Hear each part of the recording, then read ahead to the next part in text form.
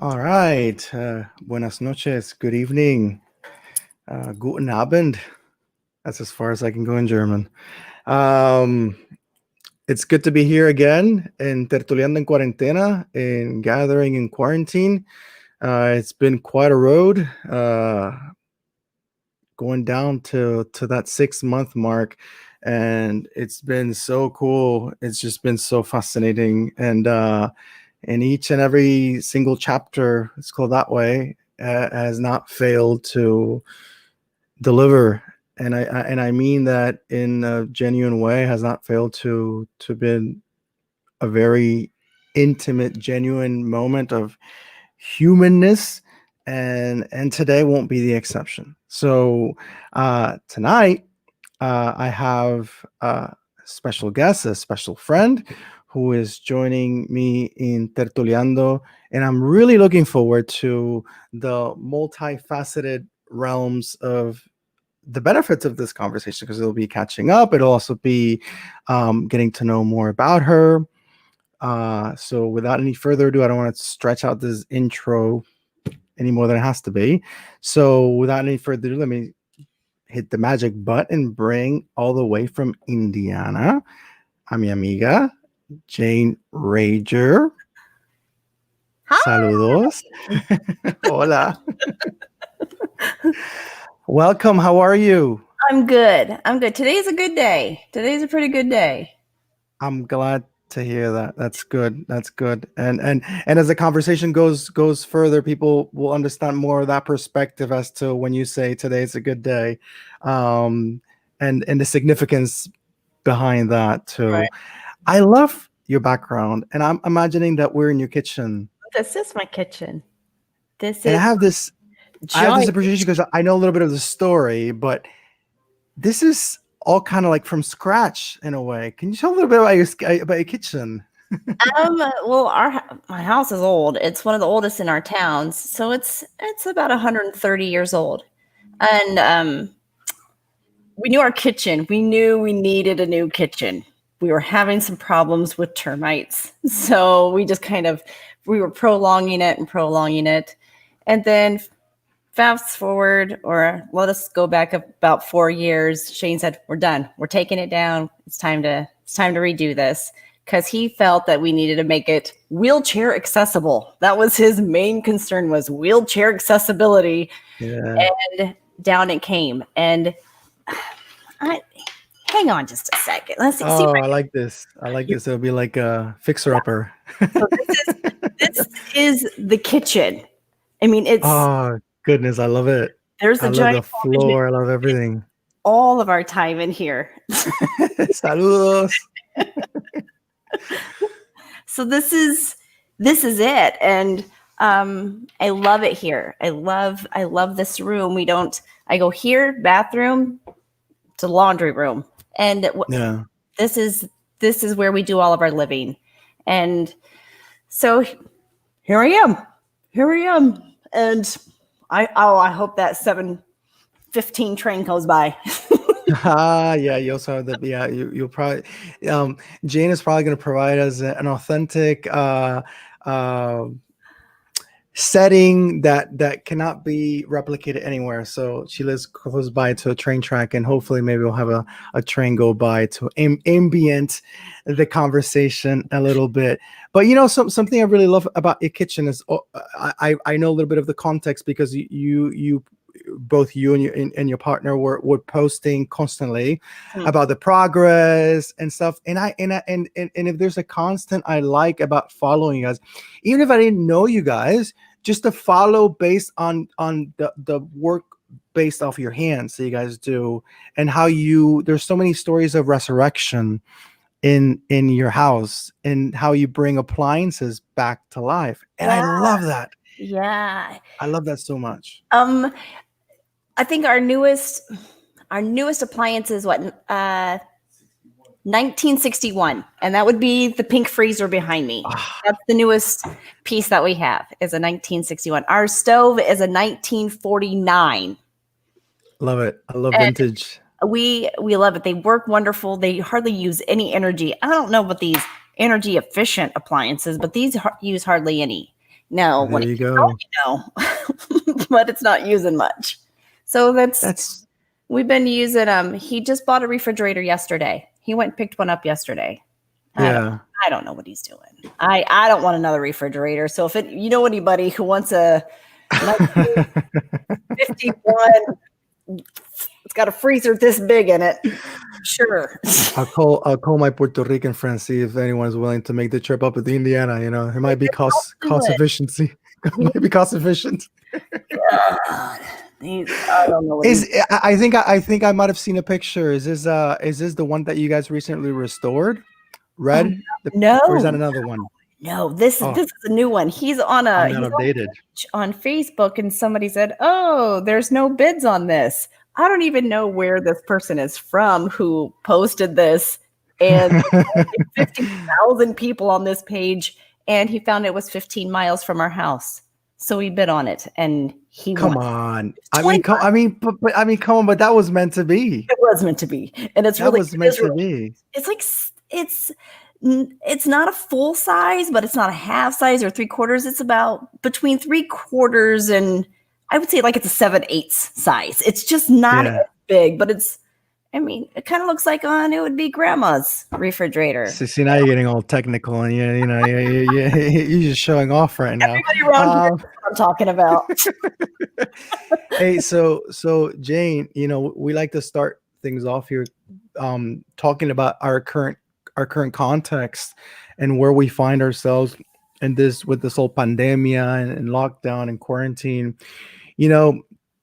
It's been close to 6 months now, and I like asking this because everyone has been here. They share a little bit as to what it's been like for them in their own respective part of the world.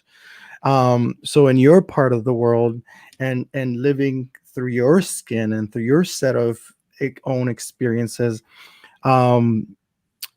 it's like a 3-layered question, but it's just very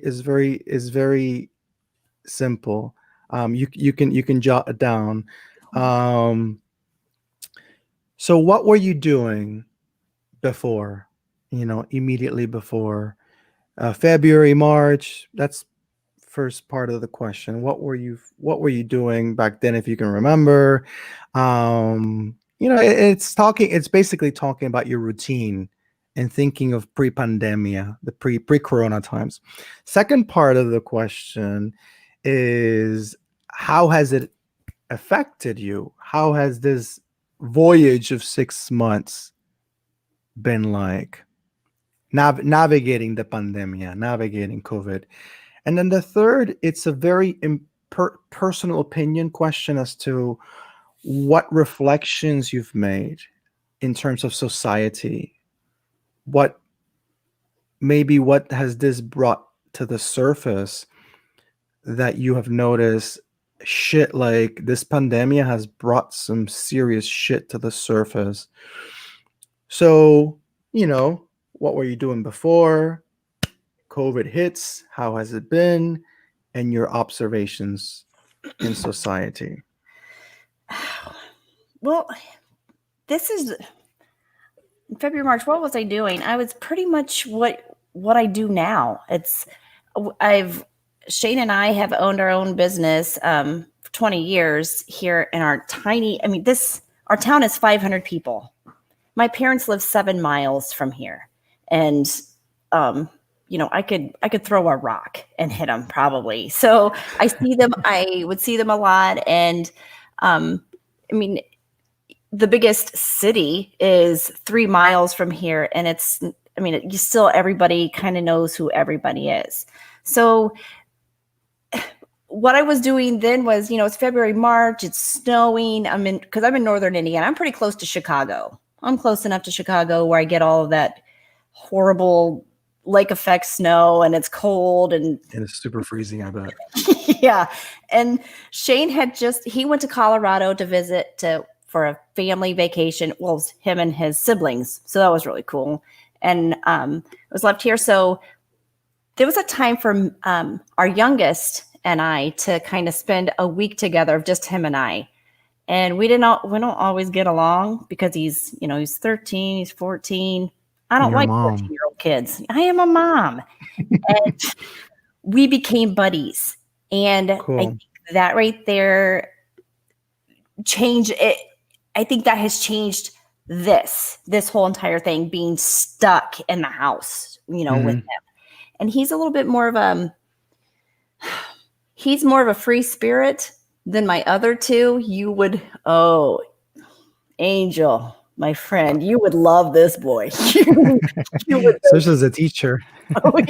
You would love this boy. He keeps asking me, he's like, how much longer do I have to learn about American history? I go, oh my gosh, can't we move on? He wants the world history. That's where he's at. So, Oh, I love it. oh yeah, that's my boy.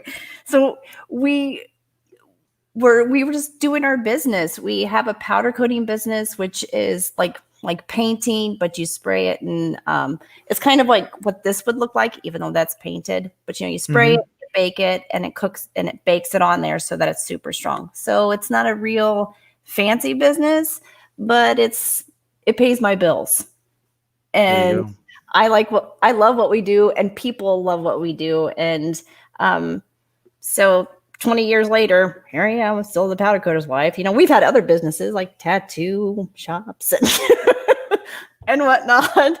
And all very colorful businesses. There you go. So things haven't really changed because we weren't affected that much by the business. Once they had shut everything down, that gave people time to look around their house and think, I'm kind of bored. I got nothing to do. What should I do? So they started taking stuff apart and wanting to bring it to us. Now we didn't open, but it was a lot of our regular customers that we've had for years. They would text us and leave things on my porch. They would just text us or write a note and say, this is what I want, and this is what we're going to do. But so that was nice. That was a nice thing to have. Curbside service. Yeah. And just trying to work with people and a lot of the companies, because we do a lot of stuff for companies around here. And, they know we're small. We're not a big business. We're still going to be kind of open. So our business didn't really slow down that much. Now we're just steady. We're just doing kind of a steady thing. But we didn't take a vacation this year, which I'm kind of regretting that about right now, but I think it was for the best. And because I would have been a what if, I'm a worrier. My anxiety runs a little high, and I think that's where Maximus gets it from. So your kid. Yeah, he's a good boy. Cameron's my big boy, but Maximus is a boy. If they're watching, saludos if they're watching.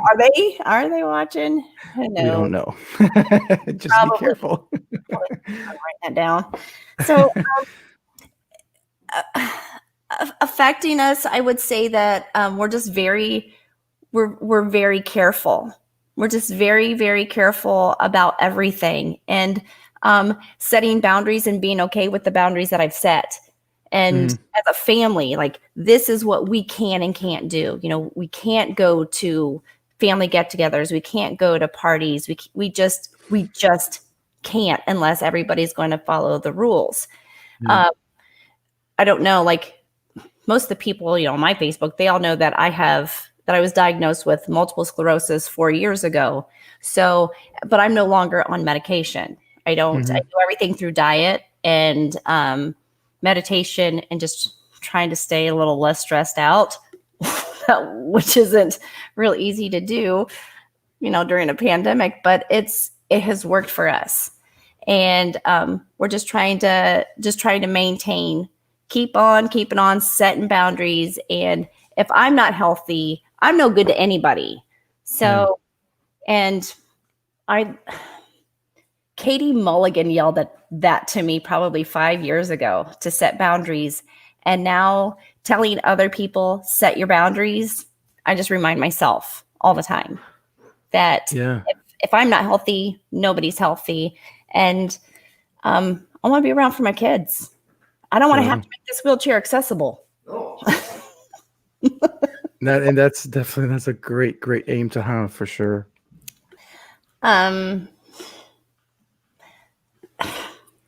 I don't want to do the reflection on society because it makes it it makes me sad to even think about it, on Mm, how people just don't care for one another, on how it's almost grotesque. I would use the word grotesque. I mhm. don't I don't watch the news. I am in a Say it. Say it. I'm in an echo chamber. I Yeah. have to be Yeah. in an echo chamber because those are my boundaries. Once again, those are my boundaries, and I Yeah. Yeah. can't. I just can't. So I don't want to listen to certain politicians speak. I go and try to get the quick things, and if Mhm. need be, I'll do research, but I Yeah. just Yeah. Yeah. I just can't. I just Yeah. I'm can't. there too. Mm, mm, mm, mm. But I'm not just disappointed in the way things are from the top. I'm just disappointed in the way everybody else is handling it. Nobody cares Mhm. about one another. And I don't understand that. And now, being in a small town, it's very conservative. This is a Mhm. very, very conservative place. It is all farms, and it doesn't matter who I vote for. I can tell you which way my state's going to sway. So Mhm. I have to focus on local. But in this town, we've all taken really good care of each other. So neighbors come over with a mask on, and I go over there with a mask on, just because we're protecting each other, even though they don't go anywhere and I don't go anywhere. It's because we love each other. And being Sure. neighbors for 20 years, you kind of you tend to like them. See. See. That's what happens. So it's um even though there's a lot of gross stuff out there, I do see good. I do get to see Mhm. some of the good, and that's been really that's encouraging. That's Claro. encouraging. Claro. Claro. And I can see.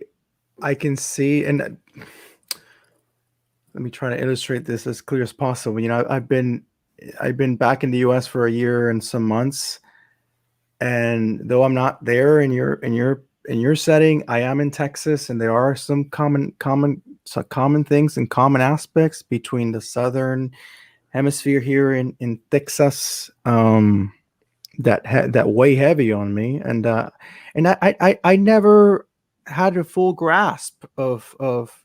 I'm not claiming that I have full grasp now, but I have experienced things that I had not experienced before.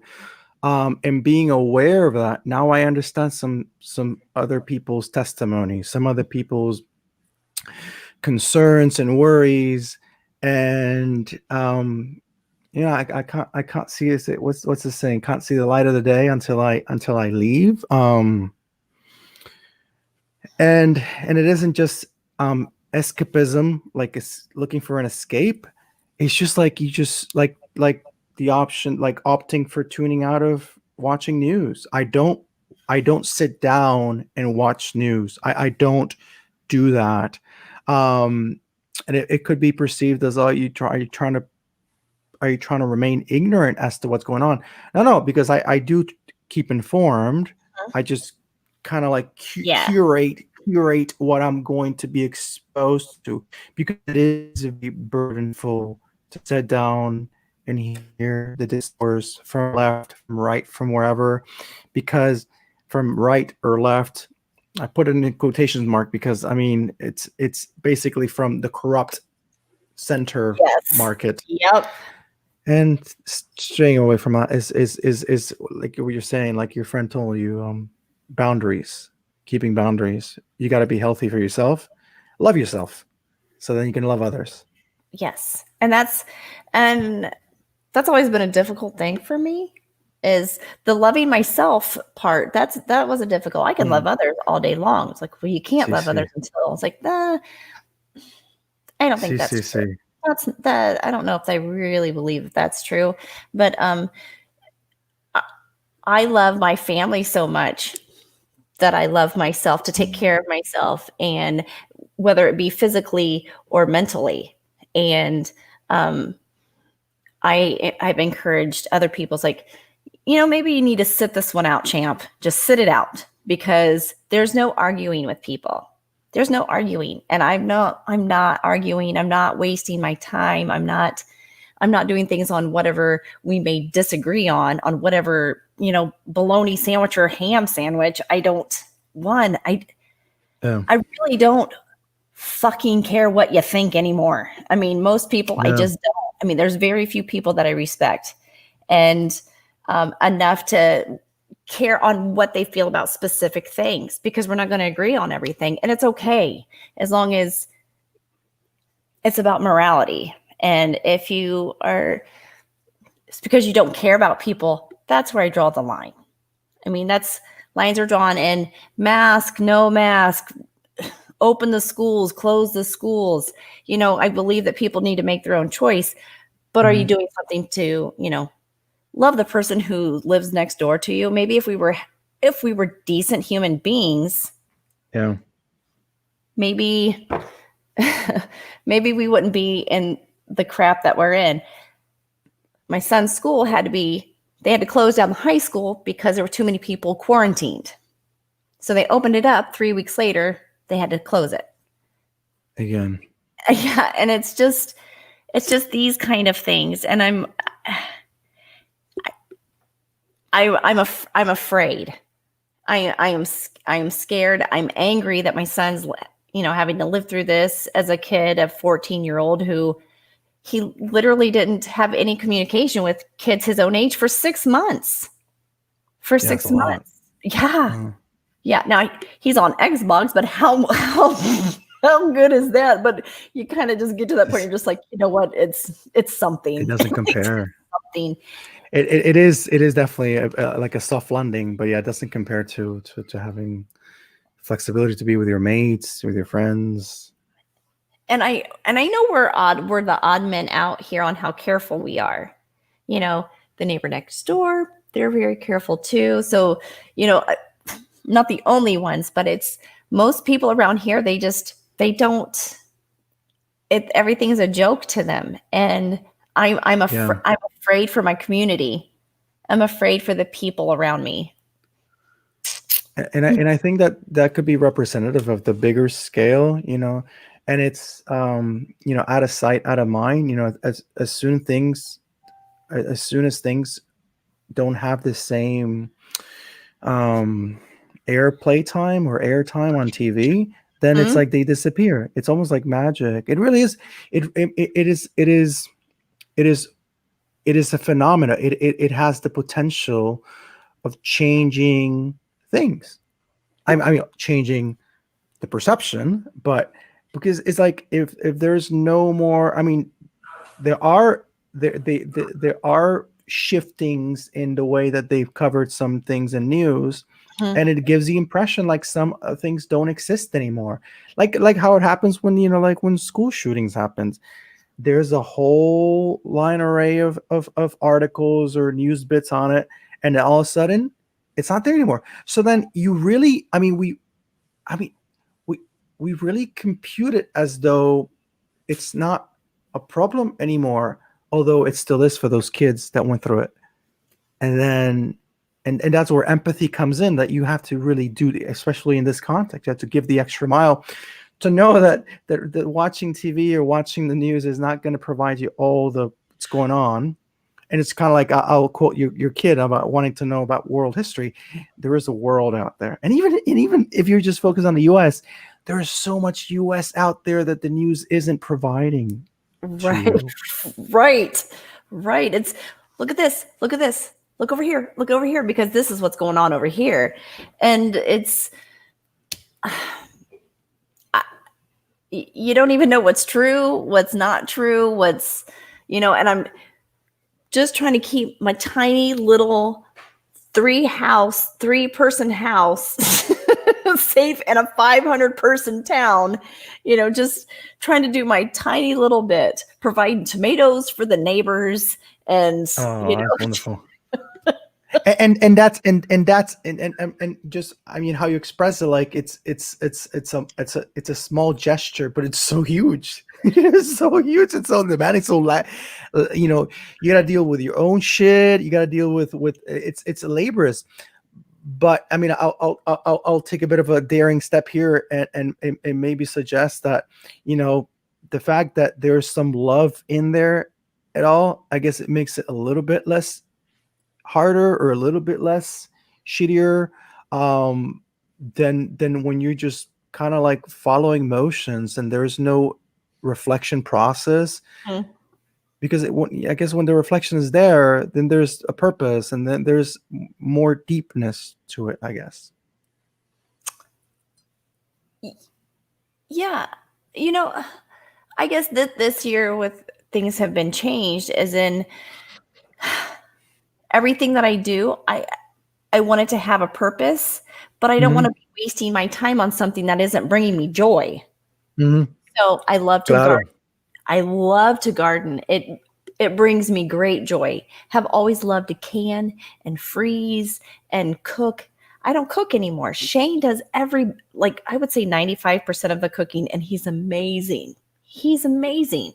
And but I had no desire to can. I don't want to. It doesn't, and physically I just can't. It's hot, it's labor intensive, and it's just so much. And I have all of these jars. I mean, I know I posted it's an obscene amount of jars that I had, and I cleaned them, and I just took them all to the neighbor across the street. We constantly are back and forth giving. I give her tomatoes and she cans tomatoes or spaghetti sauce or whatever she's canning, brings me peppers, and I just keep pushing more vegetables her way so she can provide for her own family and or give them to the neighbors. And Yeah. it's that's just where I'm at this year. And so I'm like, I'm done with the canning with things that I used to love, because if it no longer brings me joy, Hmm. what's the point? So I reflect more on going out there and enjoying the dirt and the plants of it, and coming in and getting it prepared, and knowing that I'm really growing a garden for my neighbors. And Yeah. because I love my neighbors.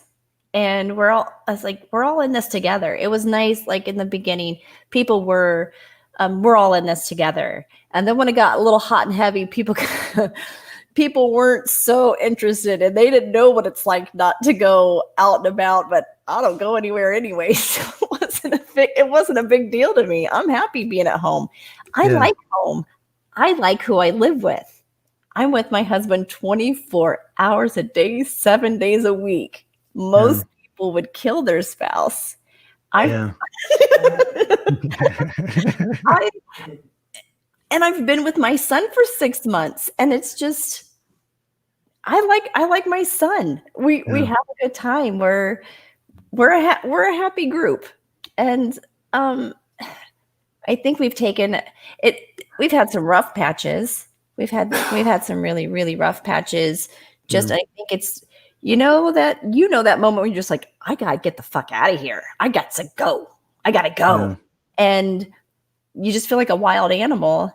And then it just kind of subsides. We went for a walk, and it was a beautiful day. And I had some moments that were just so clear. I mean, they were just beautiful. When a giant owl flies right by you and just perches on a limb right Oh, above. wow. Oh my God. It was amazing. Gee, It was amazing. And you we make just stood there. stories of. Well, and Shane goes, don't even get your camera. He goes, because you'll never capture this. He goes, it was just so surreal. And I'm like, just be in the moment and enjoy it for right now. And that's how I feel. I've been enjoying my sunsets more. And Yeah. I'm spiders. I'm enjoying insects and Yeah. bugs more, and realizing like everything has a purpose. I have a purpose. I have a purpose. I'm not sure what it is. I'll figure it out. Yeah. And I would dare to say, like, put that into plural mode, purposes, stretching that out. I mean,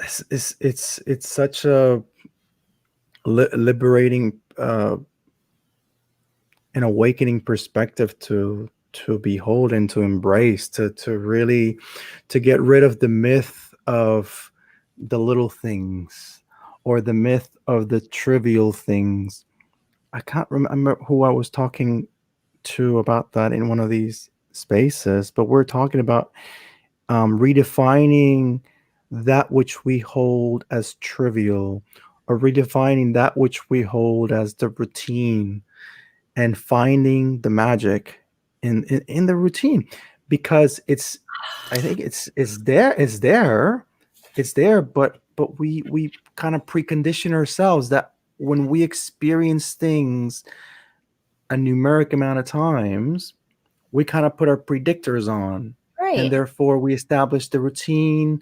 I mean, I mean, I know there's some things that one has to really put a lot of effort to break from that. Like, for example, maybe a 8 to 5 job and whatnot.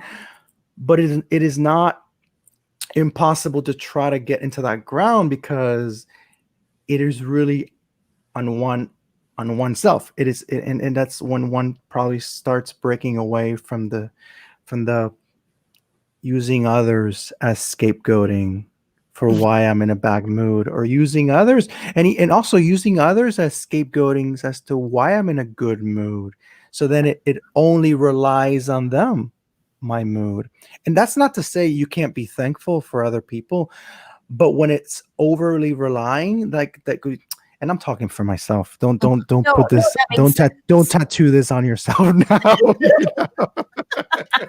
um, but I found it for me to be very liberating to get to a point, and this is every day. This is not like, oh, I mastered the art of liberation. No, no, no, no. I've mastered the art of fucking up, and I can. I have plenty of witnesses. My family can attest to that. But to really try to, and I discovered this when I was working at the school, working with my kids, working with my special ed students, and whether they're autistic or whatever framing they might have. I mean, whatever condition you want to put on their forehead, all it really was saying is that, hey, he's different than me. Holy shit, yeah, we're all different. But when I'm working with little kindergarten kids, and they're like, oh, Mr. Angel, you're so silly. When I was trying to control him, I was trying to put him in a box, and I'm like, yes, I am very silly right now, because I'm trying to put you in my box.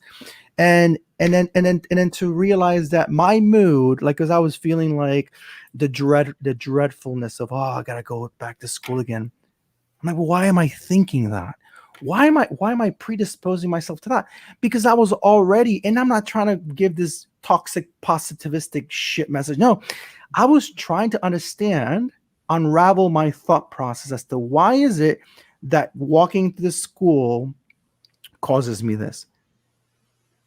I'm like, and then I start just deconstructing that. I mean, later on, I found legitimate reasons for it, mainly the adult world.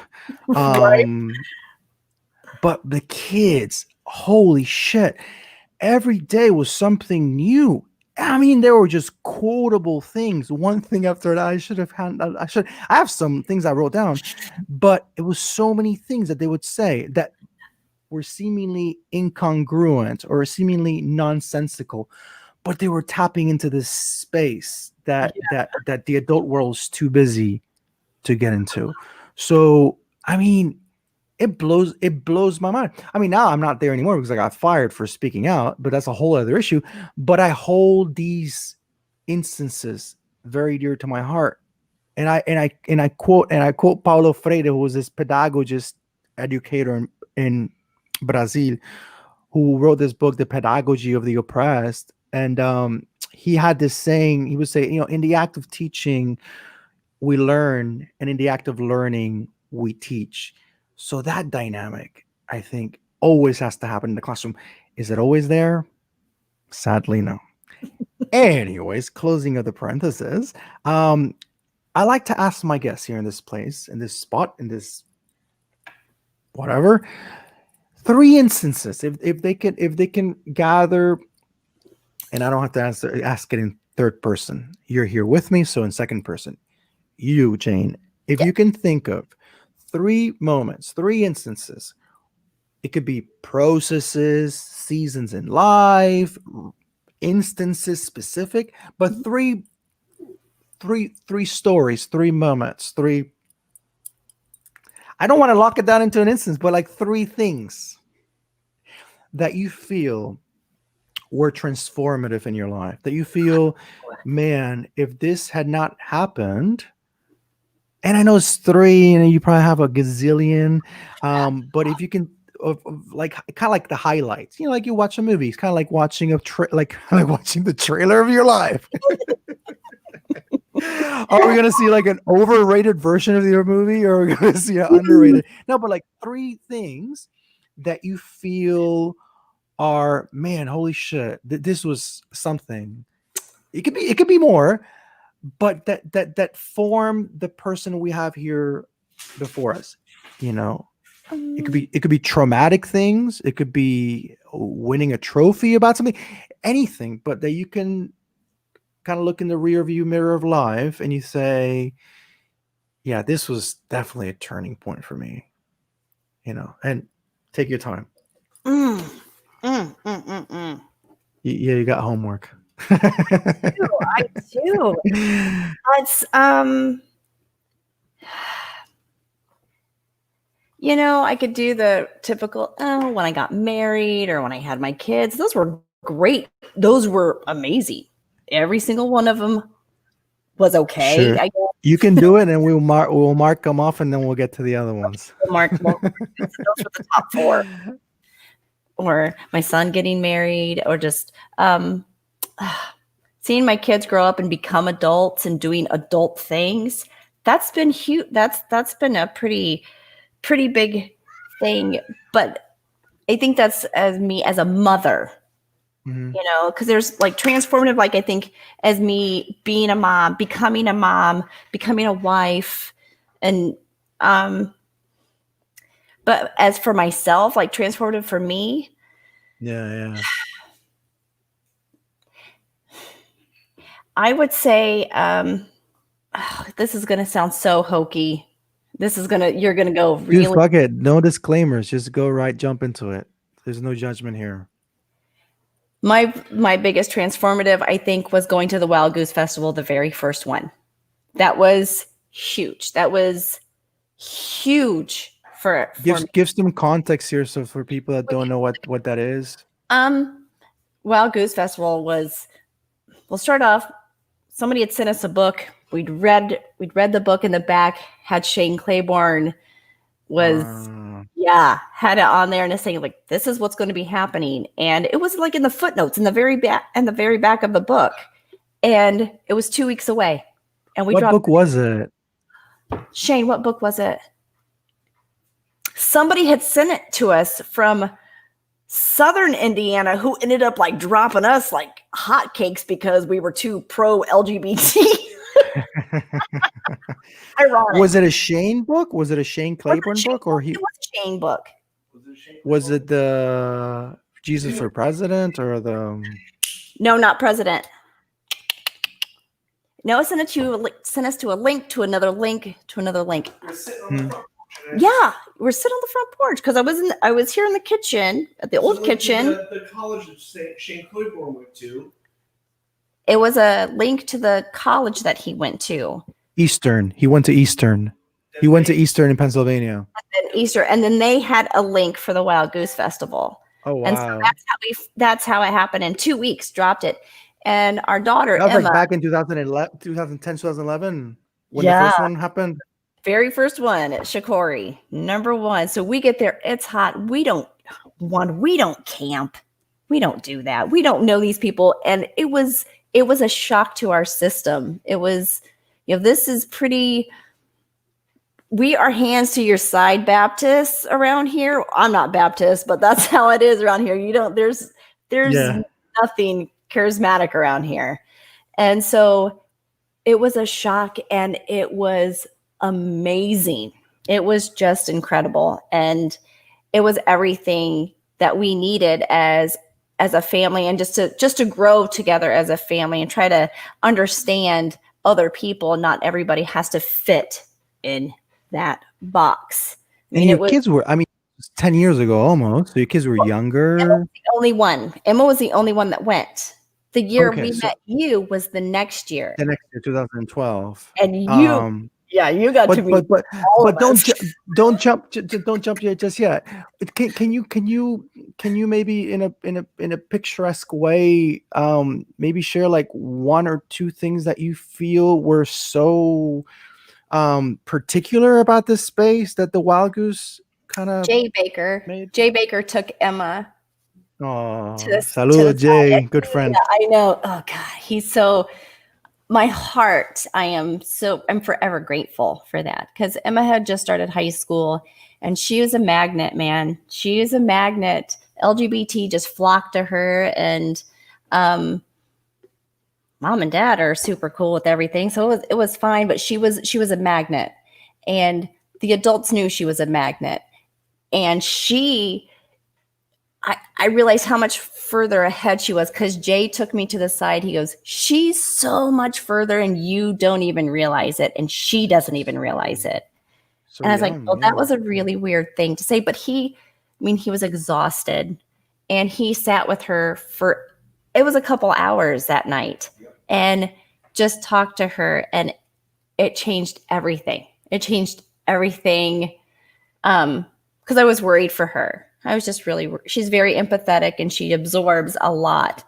And it was a big change for us. So that was probably one of the first that was transformative for me, I think, as a person to see like, oh, maybe we're not the crazy ones.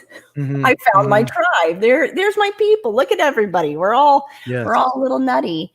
And it was always just enough to go for just this amount of time and try to get you through to the next year until we find our people here and get people to join us. And so, our group is getting larger and larger and larger. And I just told my friend, he might be on here. His name is Stu.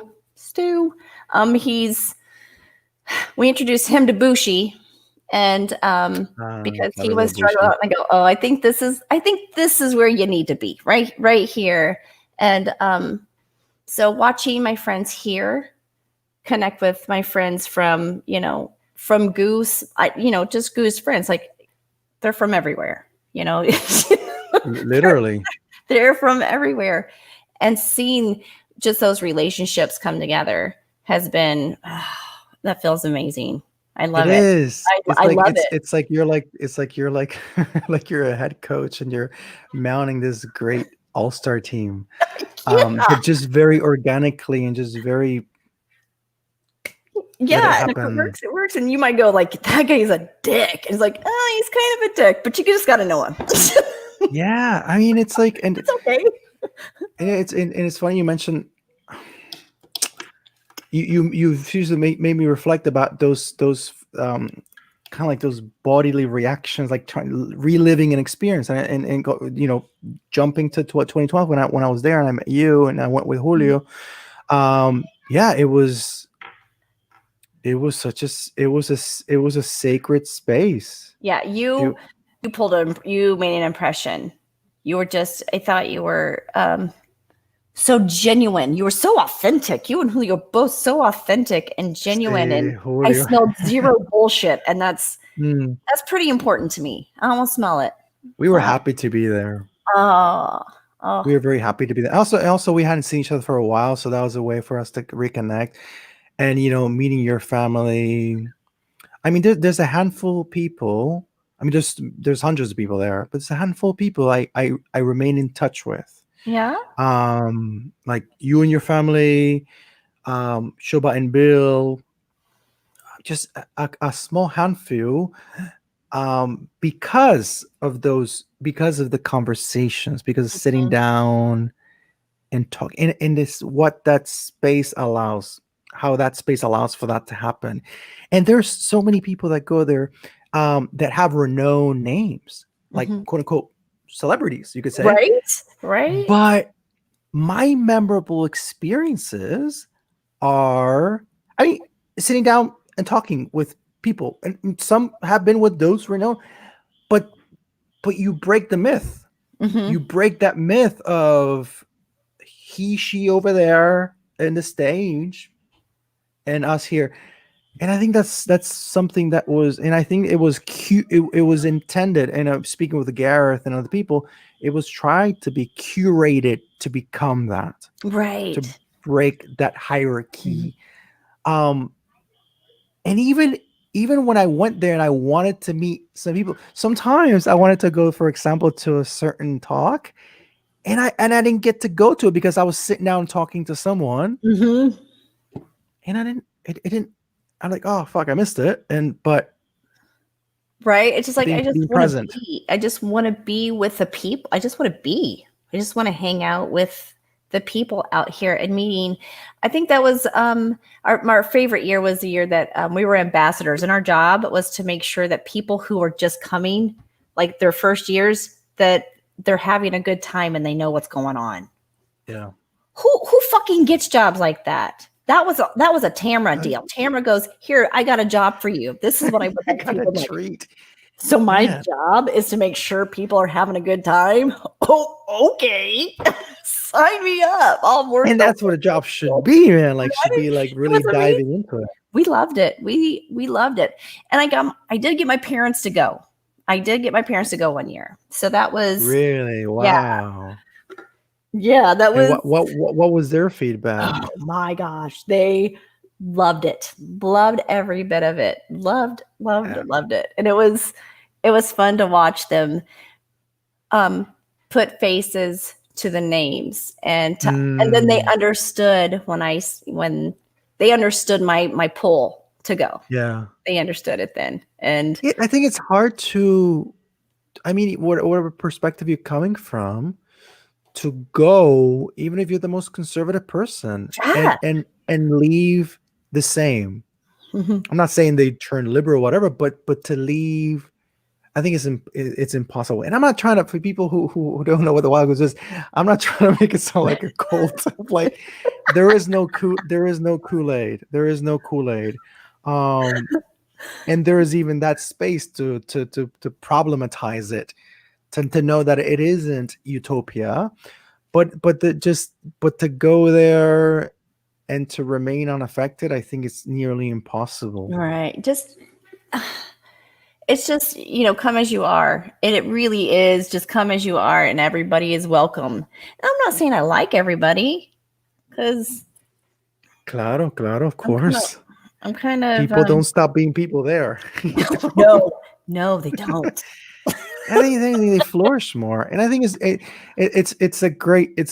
I mean, it started like a space that was curated for that, and the experiences that happened weren't accidental. I think they definitely weren't accidental. It was curated to be that, and of course, there's so much you can curate. It's like writing a script. It's like a great movie with great actors. Some things are scripted, but then there's just the flow of the moment that makes it even greater. I think that's also, there was a script, but the actors in it just made it what it was. Yeah, I'm just gonna ad lib. there was a whole lot of ad libbing during this. And the food and the smells and the music. Nobody, and even the little insects, the chiggers. The fleas, the what is you got ticks and chiggers. Yes. Oh, my problem is with the chiggers. The deer ticks, yeah. Those little chiggers. But that was part of a whole experience that made it even, that added more exclamation marks to it. So that's one experience. That's one experience. A transformation. I mean, one more or two. You're free to share as many as you want. There's no. I think one of the biggest transformations was I think I'm just going to give you this one more because I mean there's so much. I mean I change a lot. I'm all over the map. I'm completely over the map. I can relate with that. Oh, I would say probably not my diagnosis of multiple sclerosis. I'll tell you when I was diagnosed, Shane and I high-fived. We really did. We high-fived because we knew it was either MS or it was a brain tumor. And I had a brain tumor when I was 8 years old. And the fear of having to tell the kids, I have a brain tumor, and that was a big fear for me.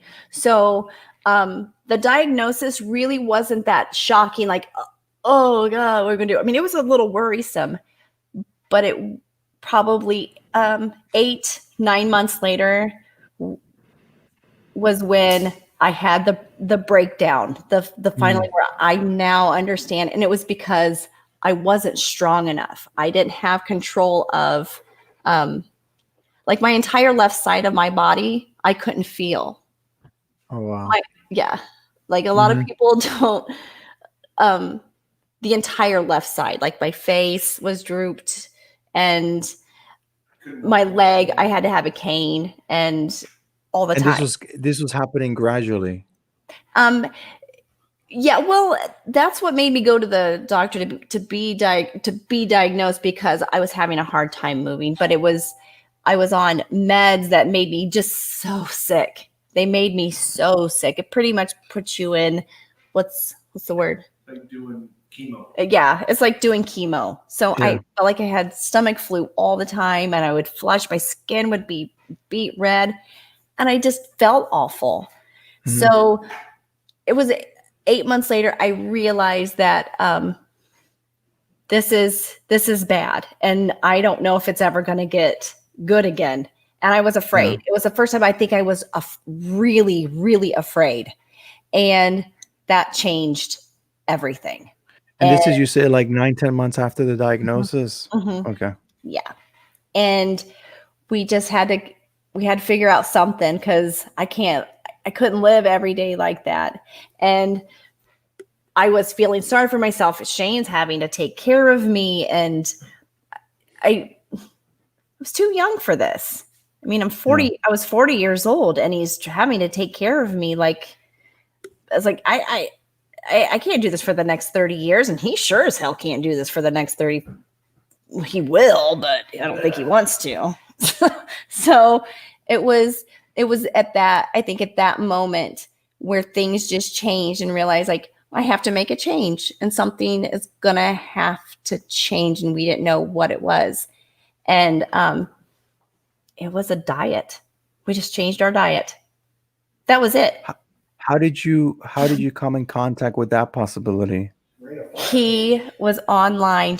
He was constantly searching, constantly searching. And he's like, let's try this. Let's try this. And he did it with me to see if it would work.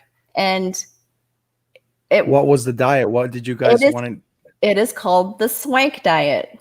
The swank diet? Yep, whenever I'm posting my egg pictures, I'm all about the swank. It is, no, I had to take out a lot of my meats, Angel. So there you go. No beef. I remember seeing that transition. That was great. Work, and I don't do dairy because I can't do animal fats. I can have chicken, but I like beans. I'm a bean girl. Who needs chicken? I do like my eggs, though. I do like my eggs. Eso está bien. Tranquila.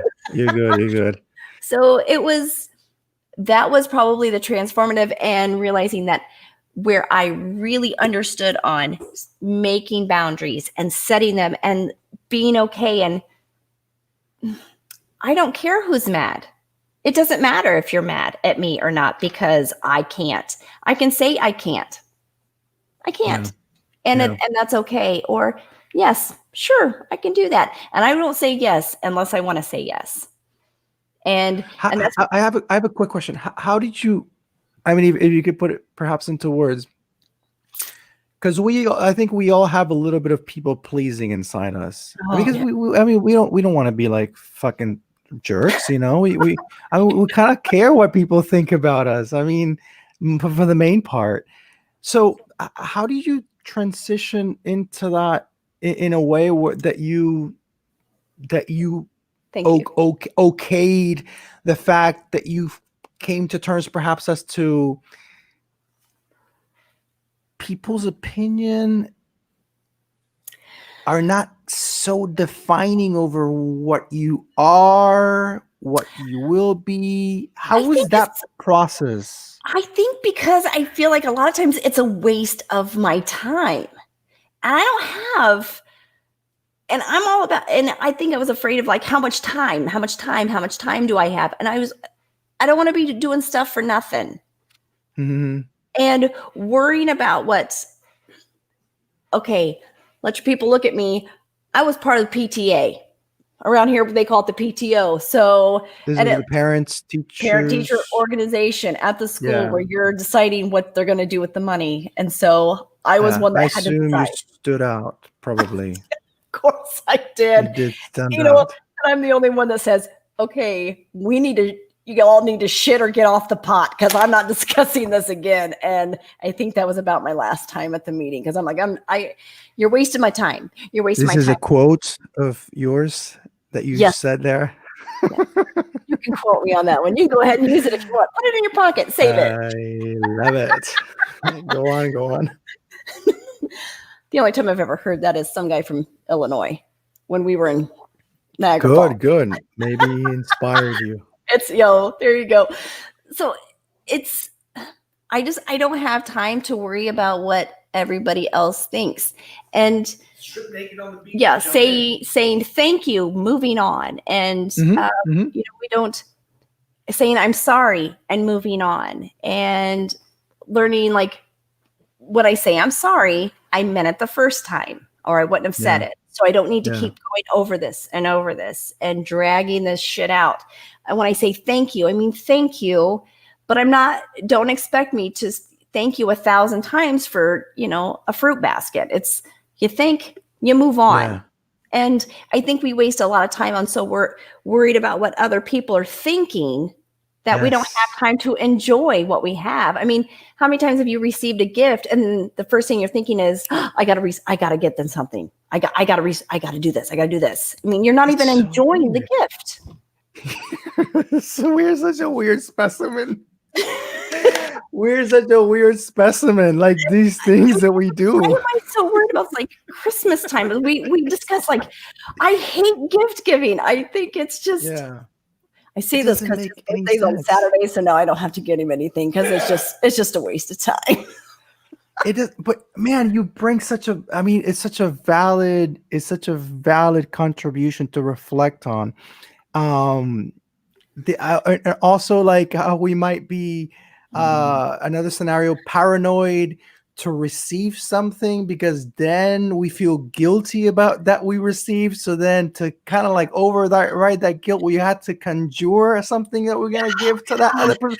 I need to get something for somebody, or I'm going to pay it forward, or I'm going to just. And it's all based on perception because you're like, that'll appease my whatever is going on here about the idea I have or the perception I have of what they think that you don't even know. It's like a theory over another theory.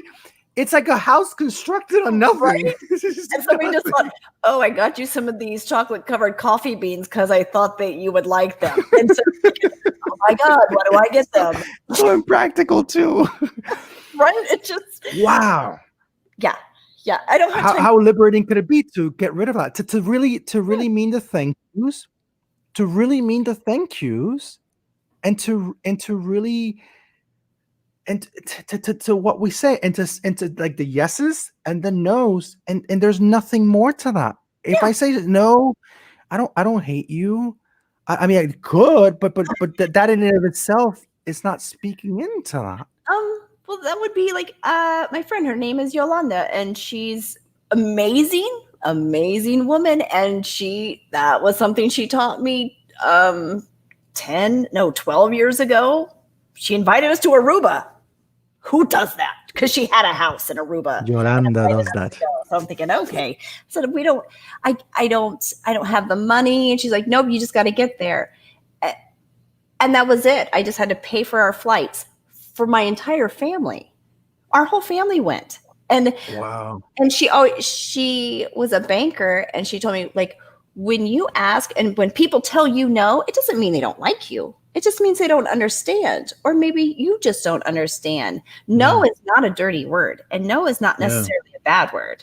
So no is fine.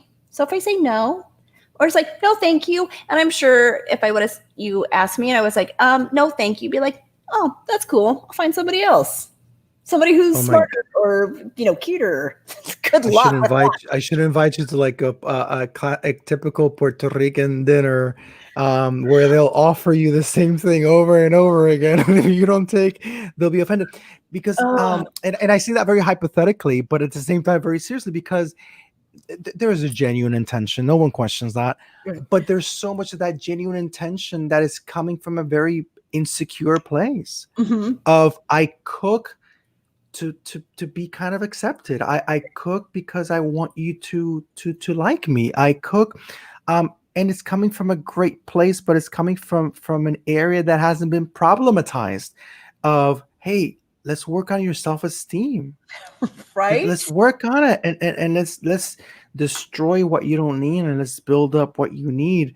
And some of these things have been culturalized. That's the thing, Um, and they have been normalized, my like you were family's from the saying. South. My family's from the South. So Is similar. yeah, we're from the hills. So you're from the South, and you eat. And if you're not eating it, gee, What's going on? what's wrong with it? Why are you mad at me? Or What's what? going on? What's going on? It's like, so you either starve or you overeat I for the don't do sake of beans. this I don't do undealt beans. issue.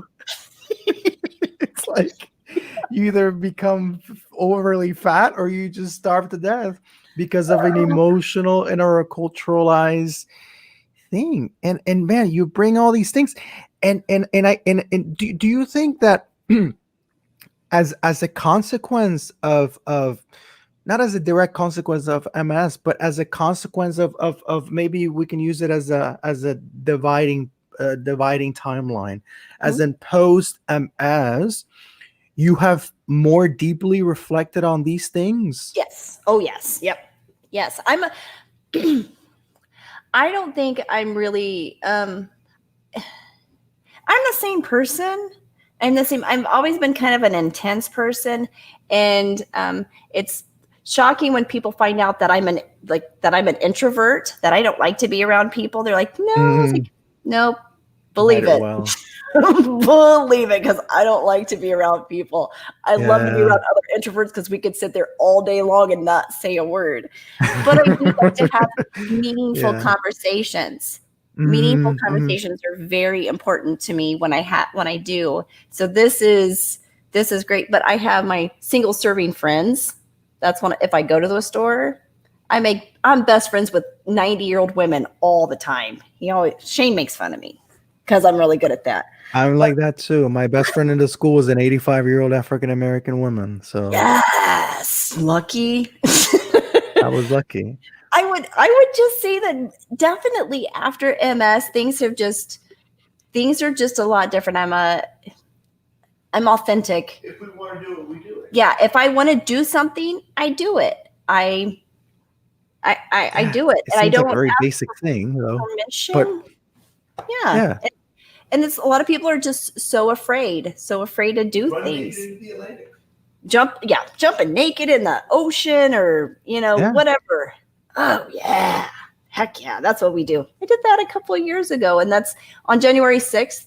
I always celebrate. I don't know why. That's the day I celebrate and do something a little nutty. and that's Epiphany Day, by the way. Is Epiphany Day, like the day of the Maybe three that is kings, the my day. Magi. It's because the first day, I had jumped off of the stratosphere in Las Vegas on January 6th, and I had MS and I didn't know it. But when I go back and watch the video, I can see it. So I can go back and see that's what Wow. that's what was causing problems. Mhm. And so now I just try to do something on January 6th because that was a great moment for me. I felt alive and That's feeling good. alive, and I Make may your not. little and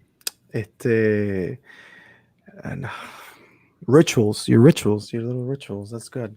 Oh, it is. I guess it would be. I don't want to have rituals. Like we have new normals. We always say we have new. Ritual doesn't have to be a bad word. I think it's just it's been intoxicated by stuff. We just intoxicate things. We just fuck things up.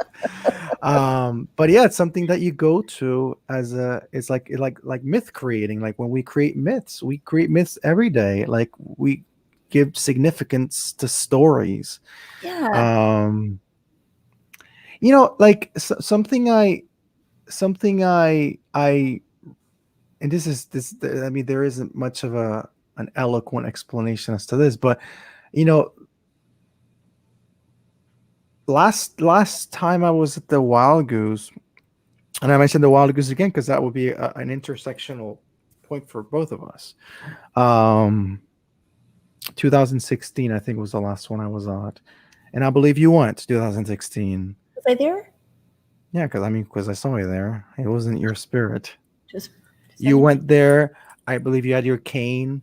Um, and I think, correct me if I'm wrong, but I think you weren't planning on going. You thought it wasn't possible. I haven't been And back and since.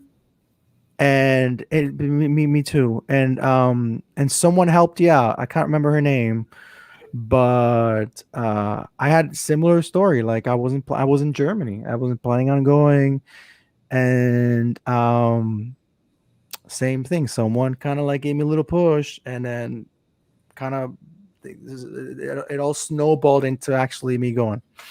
But I remember seeing you, and again, there's not much eloquence to it, but seeing you was like like in that moment, and seeing you and Shane, it was like a relief. It was like, this is so good. Like it's so good that we're physically intertwining in this precise juncture in time.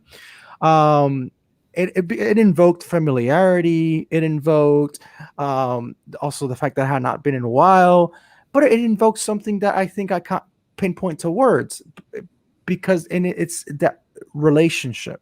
Mm-hmm. Just wanted to share that. That's right. And that was the last time I physically saw you. Yeah, that's the last time we were there. 4 years ago. Yeah. Same as me. Yeah, Same as me. that was the So last time. 2016 to now, I mean, already then, I mean, that was around the time that you were, walking this new chapter of your life. Yep.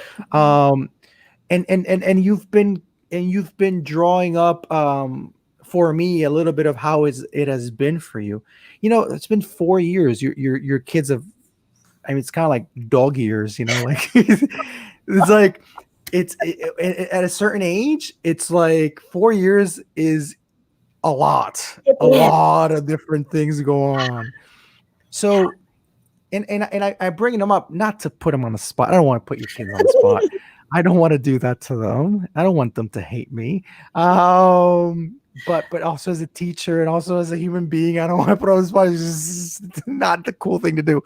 But that being representative of kind of part of your family life, your relationship with Shane, your relationship with yourself, Right. in the last 4 years, and what I've been hearing from you, and as this interaction has unfolded, I kind of get a feel that it's like you've done a hell fucking a lot of growing in this little 1/10 of your life. Yeah, I really have. Being married at 18, I grew up with Shane, and he was only 21 when we got married. So I mean, we grew together, and we haven't always had the best marriage, but I would say for the past 20 years have been pretty amazing. Definitely past 15 have been, we don't argue, we don't fight, because I'm going to win, and he knows, so he just doesn't even bother. But we have our kids over the past, I would say definitely the past 4 years. Emma is now 23. So she was 19, and she was out of the house during that time, and she had a hard time just because she wasn't understanding. She's just got these blinders on looking at like MS. And my parents were the same way. Like, you have MS. And so I had to put it in simple terms. Like, I think I don't have Richard Pryor MS. I have Montel Williams MS. That's how I explained it to them. That way, just simple. So it'd be. What is the difference? Well, think about Richard Pryor was in a wheelchair because he had secondary progressive, and Montel Williams, his is relapse remitting, so he takes care of himself, and so he doesn't deal with flares. Selma Blair is one where she couldn't talk, and her voice is. My voice does that once in a while, where I'll lose my voice, will shake and quiver, like kind of sound, like, oh, I sound like an old lady. It just kind of quivers at certain points. But Emma didn't get to really experience that as much as, say, the boys did. And Max wasn't home. Right. She was out of the house by then. And then Cameron's, he's more of my protector. He's my baby boy and kind of takes care of mom. Max is Max. He's a good boy. He's my partner in crime. But they've had to, watching them grow up with this and the difference in all three of them, I think just because of the different places that they were at the time, and seeing that mom's better. Mom does great. It's because dad takes, Shane takes really good care of me and makes sure that I'm doing what I'm supposed to do. I took a nap today. I took a nap because I was going to hang with you. See? That's awesome. Taking naps. It's important. Yeah. And realizing that I have to take time for myself, resting is medicine for me. And eating right is medicine for me. And just taking care of me and just saying, nope, I can't do it. And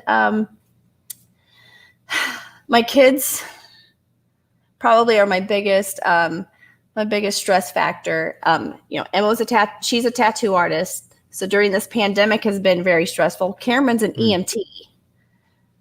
Oh, wow. And yeah. And, you just, as a mom, you don't know what to do. But everybody has stayed so healthy and has just taken care of I think their major concern was they want to come see mom, and they know if they don't take care of themselves, they can't come see mom. Mm-hmm. Yeah. They like me. It's a sense of responsibility that is that's been very present in this ongoing conversation or this ongoing journey that you've been on for these past few years to not be sloppy about some things or maybe things that you could probably get away with in other scenarios. Realize that you should never really get away with some things of how we're sloppy sometimes with things, and we get away with the way we were sloppy. Right. And bringing awareness to that, I think that's a phenomenal thing to be conscientious. And hear it? Is that the train? That's the train. I can hear now. I can hear the whistle. Oh, you're welcome. I used to love trains when I was a little kid. I mean, I think it might have to do with the idea that there was no trains in Puerto Rico. But I remember when I got my first train set, and you put these little droplets, and it would bring a little smoke out, and it was so. I'm sure many kids had that little train set, but it was such a cool thing, and obviously the whistle and the smoke. That's really sweet. When I think about the train that derailed by my grandma's house, and everybody had to evacuate, so that was fun. Yeah, that's horrible. You took my little story as a kid, and you totally traumatized it. Trains did a trailer full of boats out here a couple of years ago. I'm not going to think about trains anymore in my life. That's usually where my stories go. I'll get over it. Mira, something I'm thinking about is about empathy. I think about empathy. The word I'm thinking about is empathy, and I'm not playing a trivia game or here or anything, but I'm thinking about empathy, and and I don't want to like over drill on MS. I don't want to, but I do want to over drill, if I could say, on this kind of like chapter of reflection in your life, because I find it really interesting and fascinating.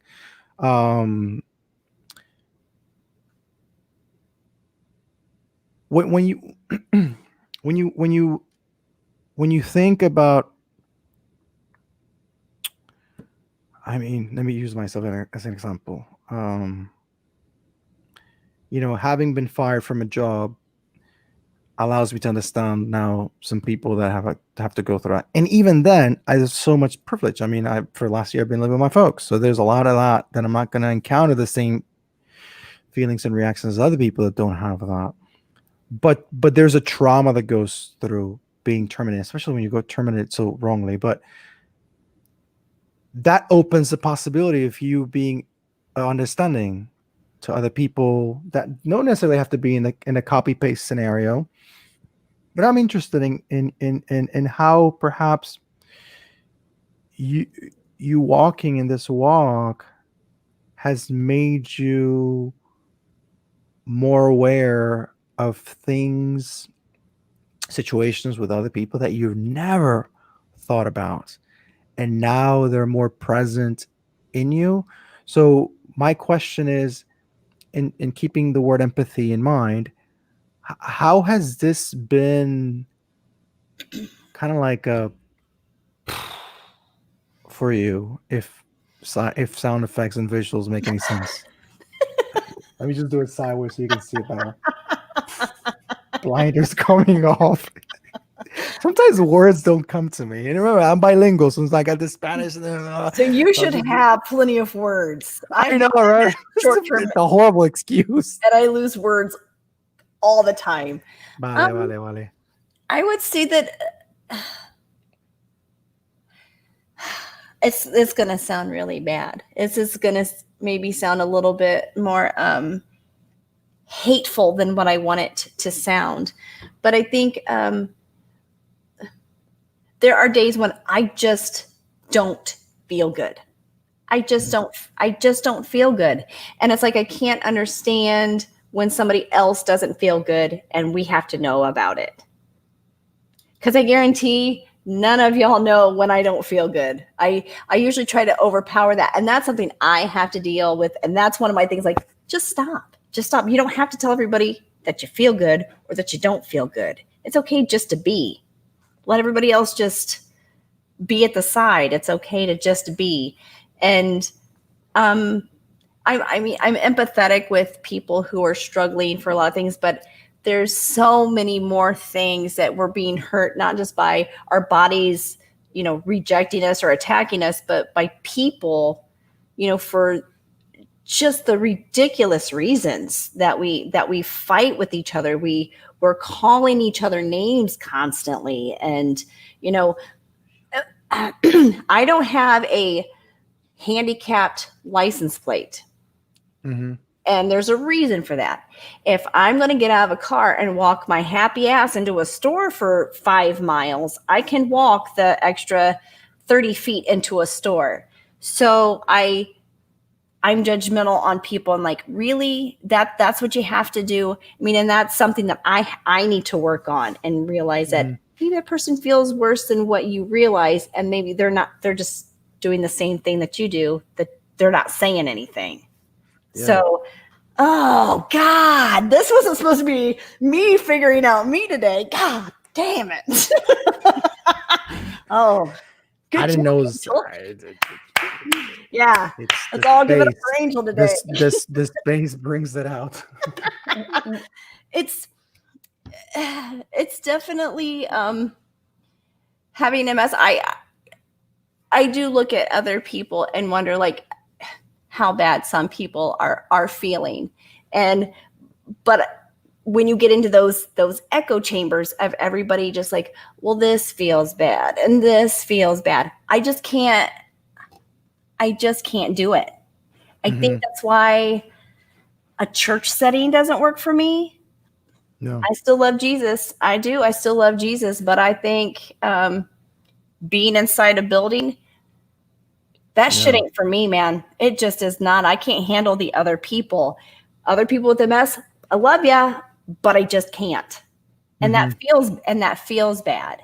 And unless we're trying to work each other up, and we all have our problems. People are hurt in the church or they're hurt at work. And I didn't know that you were fired from a job wrongfully. And I would like to hear more of that whenever you feel like. Sure. Yeah. Definitely. That really is a bit shitty. Yeah. Yeah. I've had to leave a job, when we had our tattoo shop, and it felt awful. That's shitty too. Yeah. But shit happens. Fucking life happens. Claro, of course, yeah, of course. Life, And that's the trail. yeah, life happens. But my empathy game, I'm gonna tell you that's where my boundaries have set in. Mhm. I think that's one of the main reasons, because I just soak up so much of the negativity. It's like I don't know how to pick up on the good. No. I don't pick up on the good. So sometimes you got to create your own good. And most of the time, that way, if they leave it up to me and I don't succeed, then I only have myself to blame. You're not going to blame anybody else. And it's good to hear this, because there's just there's a universality of possibilities. Things aren't so. Even as much as we would like for things to be very black and white, because they give us a sense of safety, a sense of peace, a sense of predictability. But yeah, I mean, more than anything, you have to. I mean, that is the one. I would say that was the one responsible homework that every single human being should have, is to try to know what he or she is like, to understand oneself, to really try to understand oneself. What pisses you off? What gets you excited? To really, and this might seem as such a what easy. O sea, it seems like a given. Like once you catch yourself saying it seems like a given. Oh, but we don't live in a vacuum. We live in this context. Now, try to do that within this context. It's hard. It's hard because there's so many things going on. You got to answer to so many things. I mean, there's so, and that's also taking into account all the life traumas that one has piled up and one has accumulated throughout life. To try to understand oneself, it almost seems like a selfish thing to do nowadays. Yeah. But it's not. No, It shouldn't be. I always think that I know myself. I always think that like I know myself pretty well, and then you end up pulling shit out of me. So then I'm going to go to bed and I'm going to be chit chatting with Shane, going, "Do you think that's what I do?" I do realize that, holding myself back and making sure that I'm responsible for me, and nobody's responsible on, thank you, please, you're awesome. And then we move on. And I guess I'm a cut to the chase kind of person, because I don't want to be stagnant. And Yeah. I think a lot of that has, you ready for this one? Past 4 years, I've developed a bit more of an ADD. I have no attention. My attention span is this big, which is about as long as my memory. Yeah.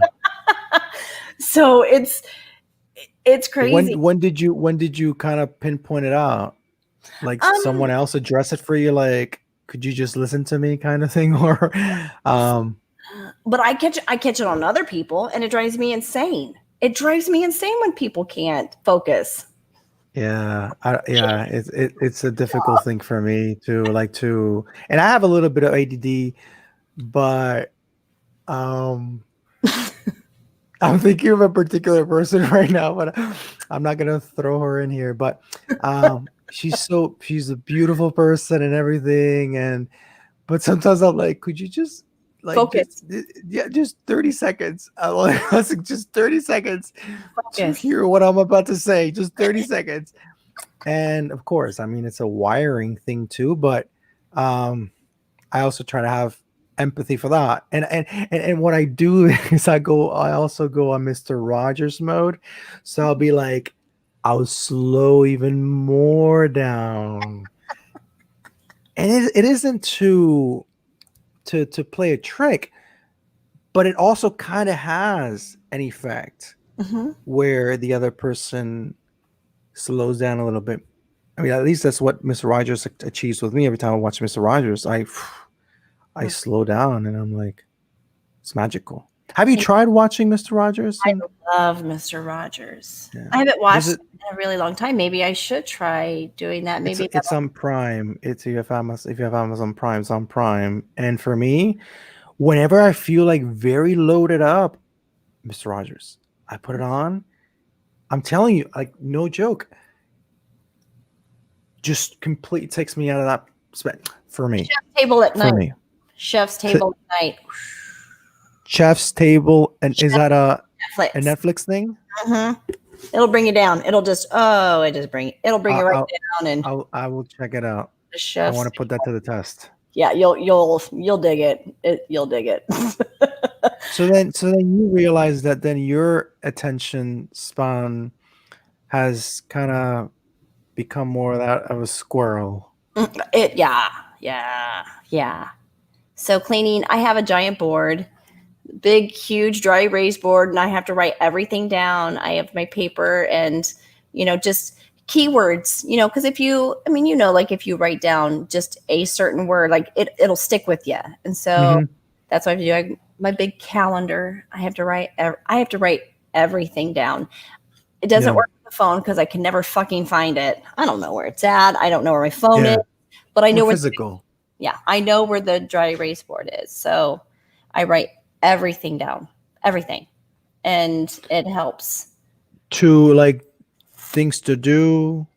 Yes. Things to shopping, or just if I'm on a phone call, because we have a business, and if we're on a phone call, I will write down just like every third word. And so even if I'm relaying a message to Shane, that way I can at least and I'm listening to him. And sometimes I know the person, sometimes I don't, but just so I can so I sound like I know what I'm talking about.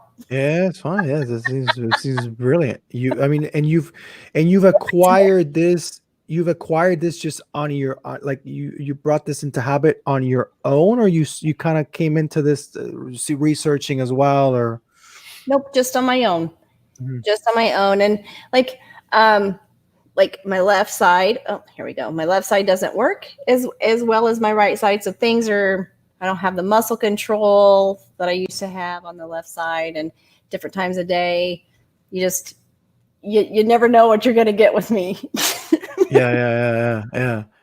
And so something I like to wonder on here too is, and as we give landing to this super very engaging conversation, I like to talk about the formulation of utopias.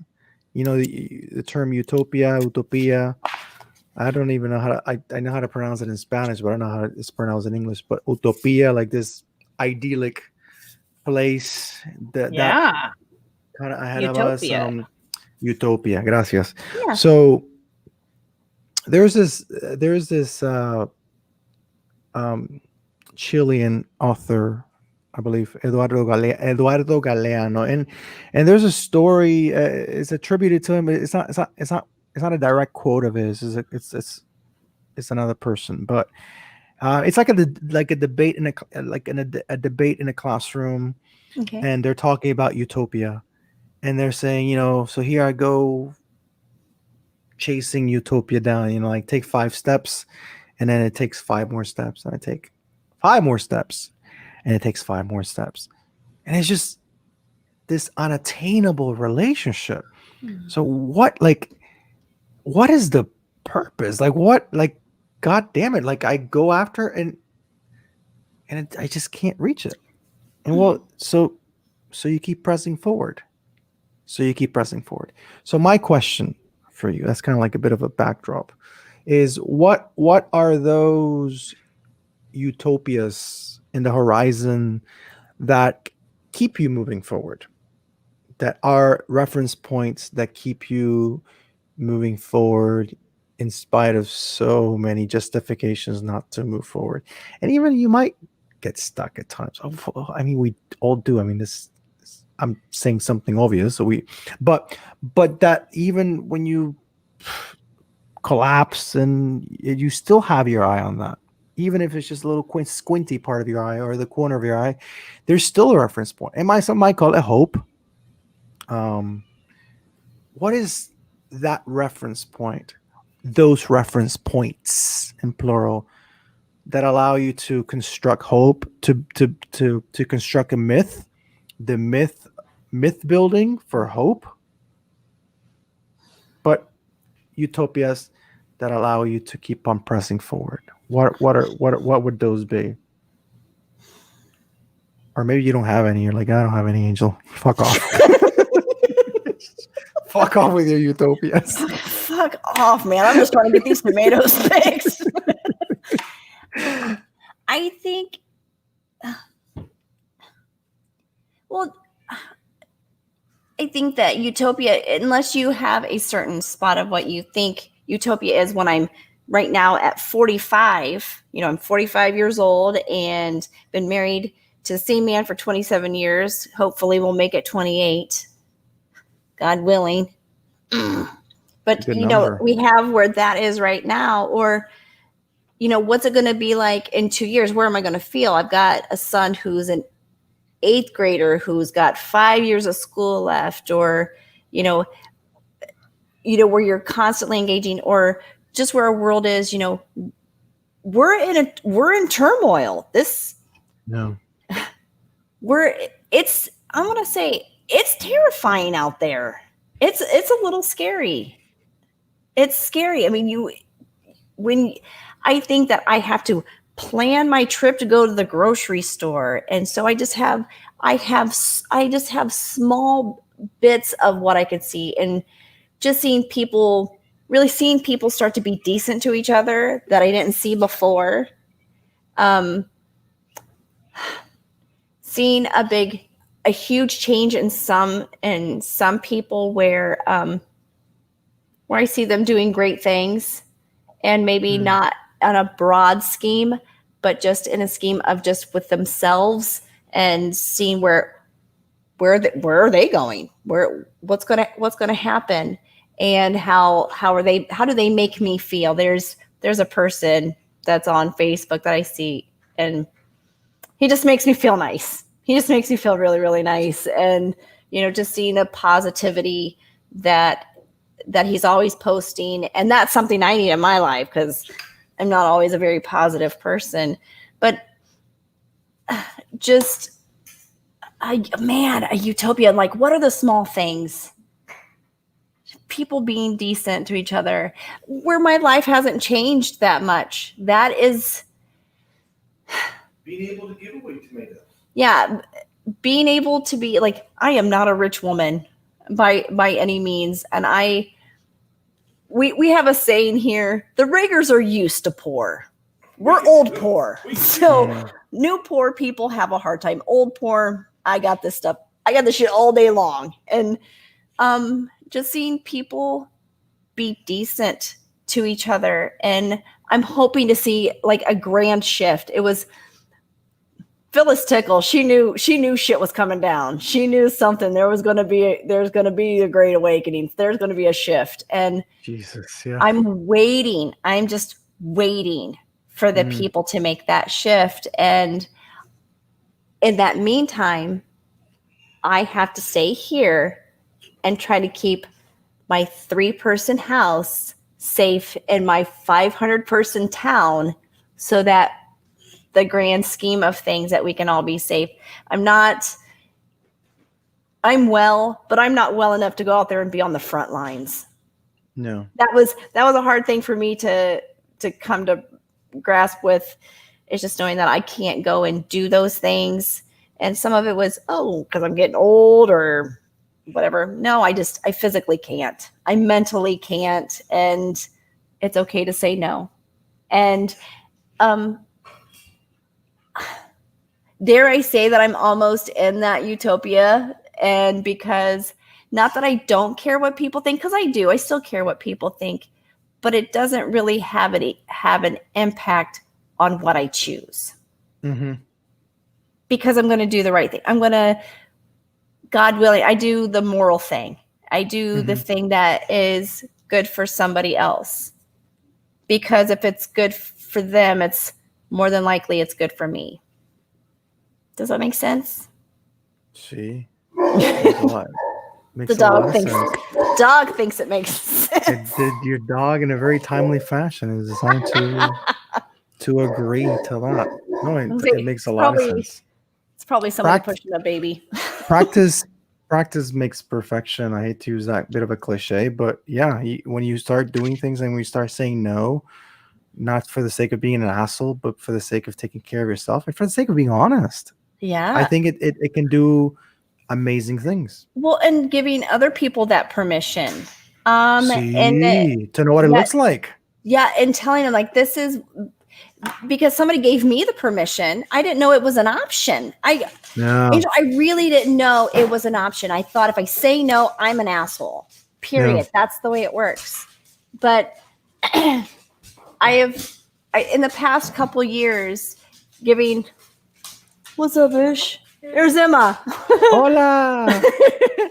In the past few years, giving people the permission of saying no has been a really big deal. And saying you don't have to explain yourself to me. Yeah. When I say no, it's no. And that's just the way it is. I don't have to explain. And somebody who maybe wants to come by and now they're not, but they feel like they got to have an excuse. Maybe it's because you didn't think you could deal with me. Yeah. Well, I can definitely understand that. And it's giving people their hours, like set your boundaries. And when I encourage others to set your boundaries, usually it's because something that doesn't pertain to me, but it does pertain to me. And it's like, and that includes me. If I ask you and you can't, it's okay. Just say no. And you never have to explain yourself to me. No. And it's, you liberate yourself and you liberate others. Yeah. In that process. So I do a little bit of that with my mom. I don't think she takes it as such a flattering thing though. That this whole utopia, Angel. Liberation thing. Like I don't think she's like, you can liberate yourself. Don't worry about liberating me. But also, but you start becoming more aware of things and how much unnecessary saliva is wasted to try to make amends in that little interaction that we have, that again with the perception and stuff, but it can have the potential of liberating the other party, not as one seeking to be the liberator, but it can have that effect. And then the person, like I was saying before, like you the person who's going to see you and realize by your own being, holy shit, this is a realm of possibility. I can do this. This is real. That's right. This is a real thing. I don't have to submit to the status quo understanding of, and that's what maybe discomforts a lot of people. Like when they see and experience someone who's attempting that freedom, it is very uncomfortable. It could be very uncomfortable, but eventually it could be wow. Like, well, I'm pretty sure that I was the point of many conversations. Oh, sure. Yeah. Plenty. And you still are. It was no. And I can't. Or trying to take. She's so rude. She's so bitchy. Well, yeah. But, and Shane being able to say no, and I would try to take heat because, it was like, just, I'll take it. It's not a big deal. And realize I don't have to fucking explain myself to anybody. My mom and dad will say it all the time. It's like, no, I can't. They go, you don't have to explain yourself to me. I'm like, that's right. I don't have to explain myself to nobody. Yeah.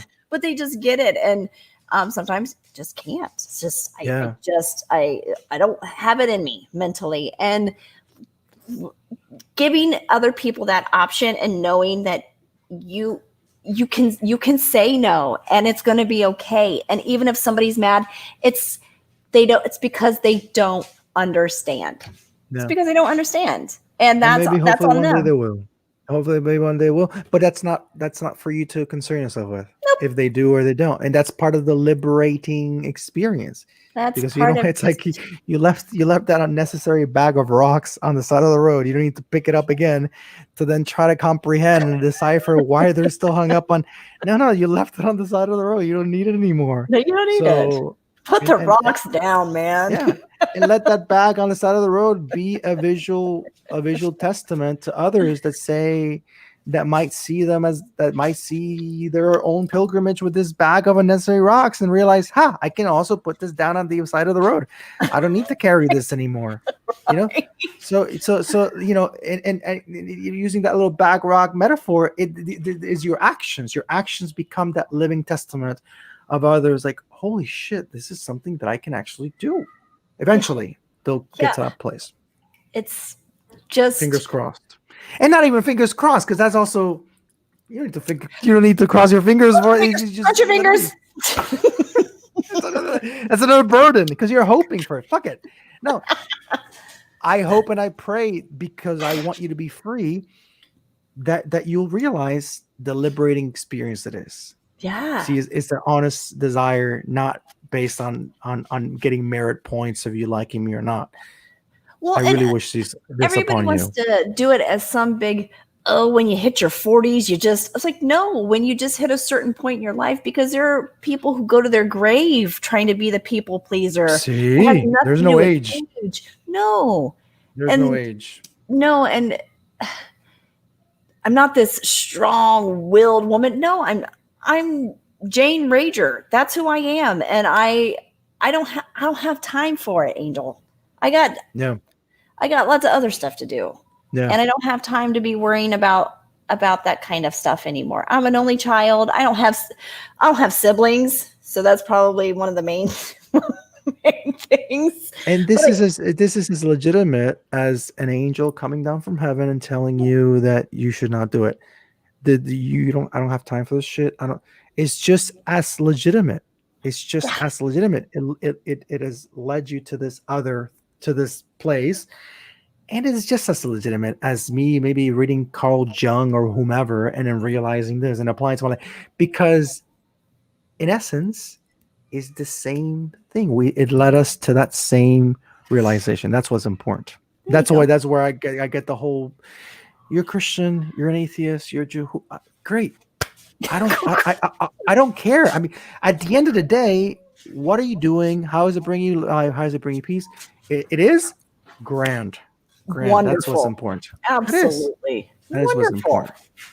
Yeah. Are you being a decent human being? They are in danger of extinction at this point in time. So, no kidding. So it is a wonder to find decent human beings nowadays. When you encounter it, take your mental picture, because they're not many of them. I'm definitely take a picture of that, because it is amazing when you find one. I agree. I definitely agree. Jane, I've enjoyed this dialogue so much. Thank you for. I've missed you so much. See, I got same deal here. Knowing that you exist in this United States that I find so much conflict with, even if you're not geographically next to me right now, it gives me so much hope. We could fix that, because I'm from Indiana, and in Indiana, if it's less than a 20-hour drive, it's drivable, because that's what we do.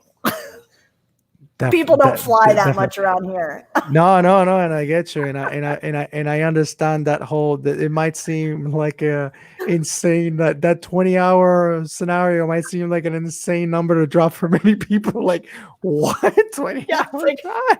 What? But I can understand it, even coming from Puerto Rico, where you get from one side to the other in 3 hours. What? Our state is 5 hours long. To go from top to bottom, it's about 5 hours. So, but it's about 2 hours from Chicago, but 3 hours to get to any place good.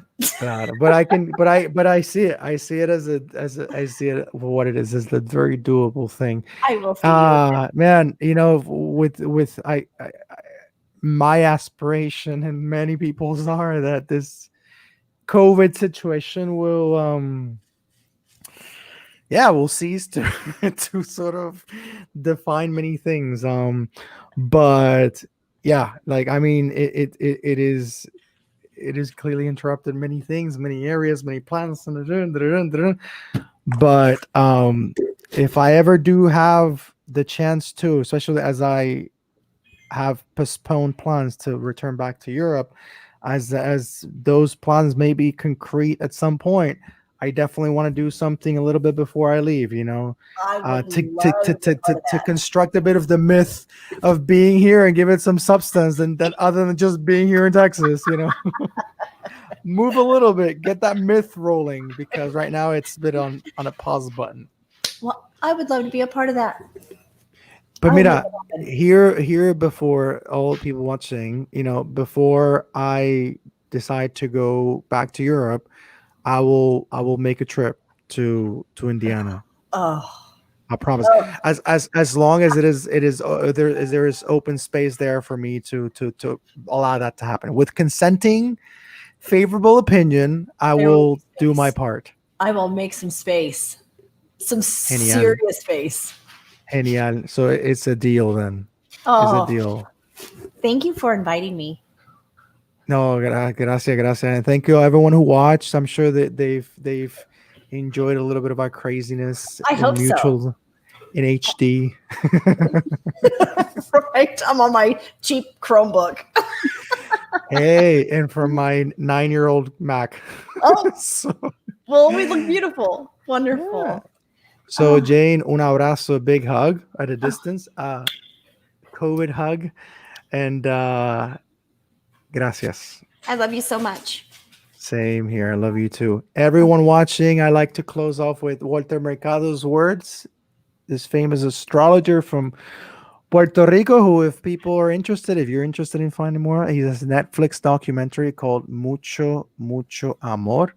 I'll write it to you eventually. And it's just I'm honestly thinking this will be a story that you and Shane will enjoy. The story of I'm Walter sure Mercado. we will. And he would close off his segments with saying, que tenga mucha paz. May you have a lot of peace, and que tenga mucho amor. May you have a lot of love, which we are in dire need of. So, people, see you next time. Be good, be safe. Don't go anywhere, Jane. Okay. And I'll see you next time around. Ciao.